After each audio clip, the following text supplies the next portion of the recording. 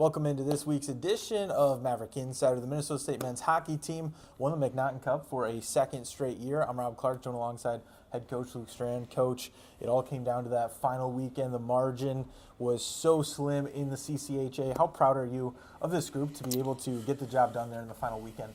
Yeah, I just think the grind of getting to that point was big as far as the timing, knowing that points had to be collected, and just you kind of just shut up and put your head down and do the work. And there was obviously some help on some other teams that did us a favor. It's exciting for the guys, though. And there's a lot of pride in this program for that McNaughton Cup, and you can see why. The regular season is a grind.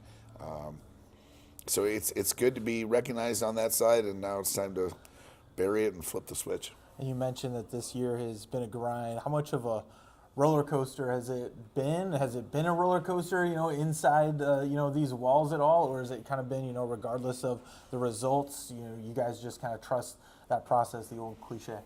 Yeah, I mean, we have great character guys in that room. I think we have guys, there are some characters in that room too, both.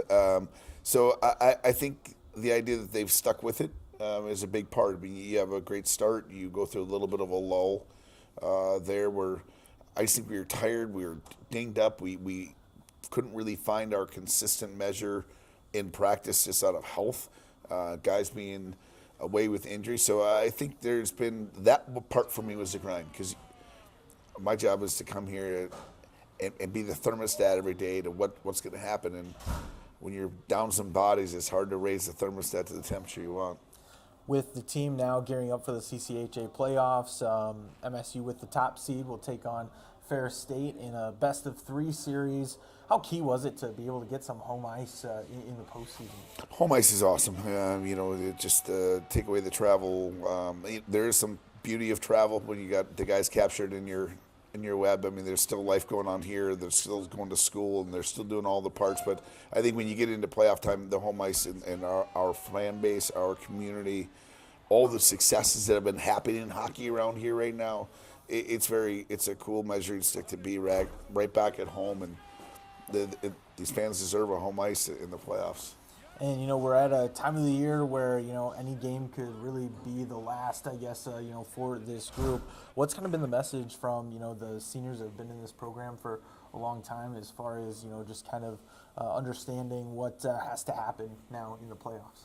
I think I won't go there. For me, it won't be my message to them, because our job is to be glue and galvanize and make sure I'll tell you, you've been on the bench and you won the last game of the year and the prize, and it's depressing because you're not going to win that with the prize and the guys the next day because they're going to be gone.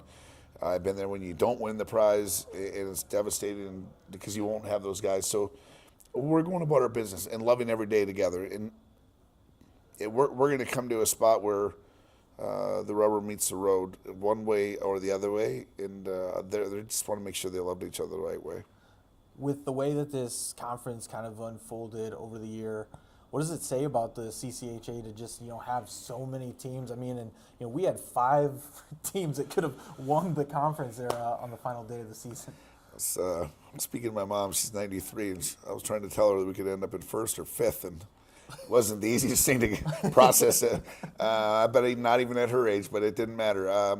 Yeah, but I do think that's kind of helped us along the road. We've had to play some playoff momentum, feeling hockey along the way, getting down to this point. So I'm hoping that gives us a shot in the arm, and almost it's become the routine around here that we were striving to be winners and champions, and make sure we had a promise that we were going to do it the right way for each other. So it's go time.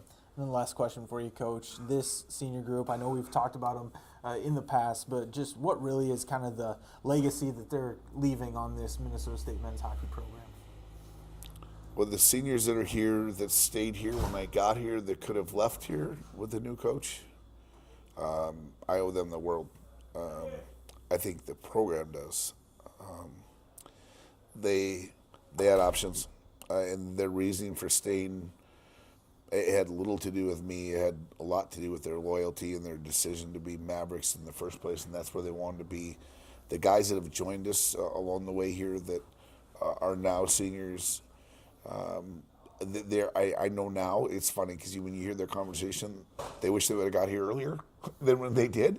But I think as every senior class, they're going to leave a legacy. There's banners here for them, trophies here for them, photos here for them.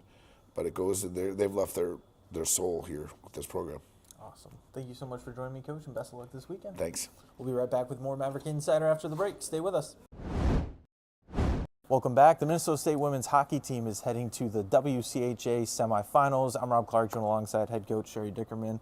Coach, just a historic season for this team in terms of setting the single season record for wins. How proud are you of this group to be able to go to Minnesota Duluth and, win 2 games back-to-back there in games 2 and 3 to advance to the semifinals?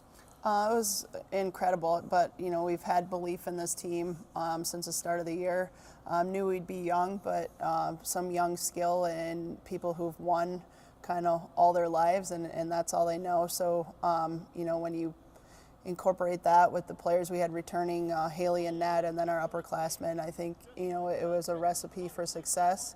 There were some bumps along the way, obviously some learning experiences, but we had a game plan going into Duluth, and I think that we executed as best we could.